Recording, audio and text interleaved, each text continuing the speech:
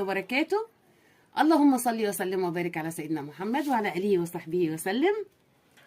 حلاوه فريسكا طازه فريسكا بالعسل والسوداني فريسكا بالبندق والشوكولاته فريسكا. انا بقى عشان اللي سالني ايه هي الفريسكا عندنا في اسكندريه، جبت لكم الفريسكا وقلت هاجي افرجكم عليها. ايه هي بقى الفريسكا؟ الفريسكا عباره عن بسكوته زي بسكوته الايس كريم، ممكن تبقى ساده، ممكن تبقى بالشوكولاته، ممكن تبقى بالعسل. ان شاء الله هفتحها، ان شاء الله هفتحها.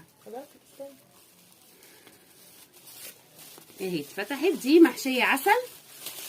الراجل بيلزق 2 فريسكا بيقفلهم بالعسل مع بعض بالشكل ده، طعمها خطير. اهي جوكر الفريسكا اللي كنت بتسأل عليها، تبقى طعمها حلو قوي.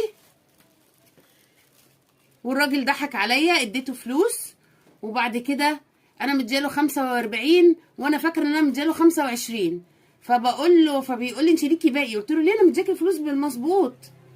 قال لي صحيح، كانت ال20 جنيه دي في ايدي. فهو وضميره بقى، انا سبتها له، ربنا يسامحه لو ضحك عليا. واهم حاجه ايه؟ يا بخت من بات مظلوم ولا باتش ظالم. وهي دي الفريسكا.